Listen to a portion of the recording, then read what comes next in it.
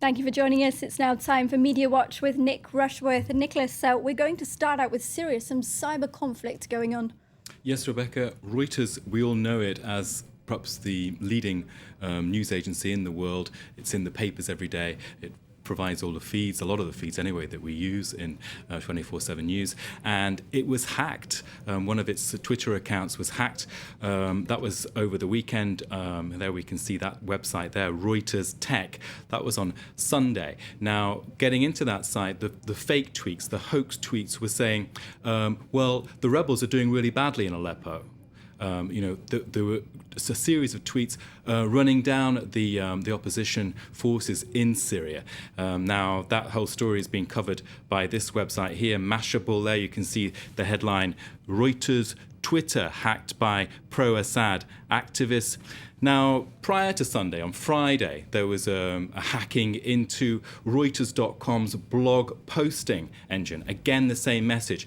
The rebels in Aleppo doing badly. They're out of ammunition, those kind of things. Also comments about Al-Qaeda and Washington, basically running down the anti-regime proponents, if you like.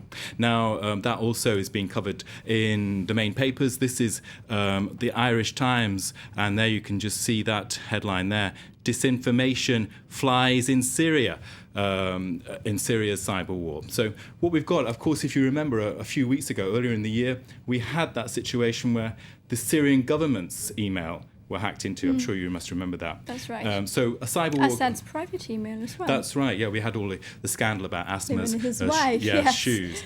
So the question then continued on Monday with a fake hoax tweet. Again, there we can just go to First Post World, this other online paper there. A Twitter user sending a hoax about Assad's health. Is he injured or even dead? Now, that fake tweet was a false Twitter account, and it was supposedly sent by the Russian Interior Minister.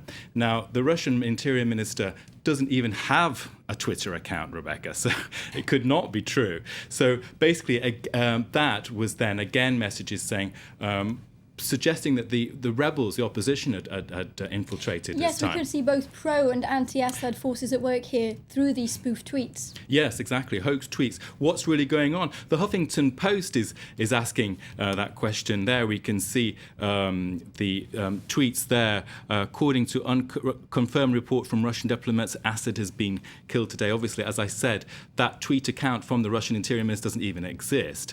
Now, could this actually be all about somebody else? Look at this one. This account, the Twitter account, is a hoax created by the Italian journalist Tommaso Di Benedetti. Now, that Italian guy is well known for being a fake tweeter. He's reported the deaths of Fidel Castro and the film director Pedro Almodovar in the past. And seems quite easy to pin it on him, though, doesn't it? Yeah. There's a picture of Tommaso Di Benedetti, and well. The problem with that is that the spelling of his own name on the fake tweet is wrong. So the mystery prevails about who has done what when. So, but what is quite clear is that there is a cyber war going on. That's definitely true. Now we're going to cross to the Olympics.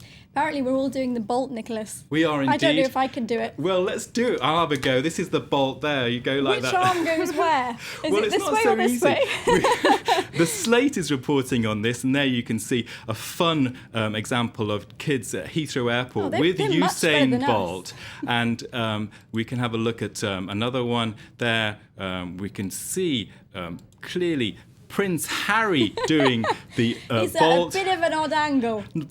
What about this in Paris? Perhaps a reflection about just how difficult it is. That looks more like a Sieg Heil to me than a Bolt. That reminds me of that trend that was going around a while ago. Was it for something like planking, where you take pictures and you have to lie flat on something, and people would take pictures of them? I think it was called planking. It was quite dangerous. This looks like a more fun kind of viral exercise. Well, it's fun. We're going to do it again together, Rebecca. It's the 200 metres on the Thursday night. We're going to go for Usain. Yes, we are. My money's on him. Thanks very much, Nicholas Rushworth. And that was Media Watch. Stay with us here on Live from Paris. I'll be back with the headlines in just a moment.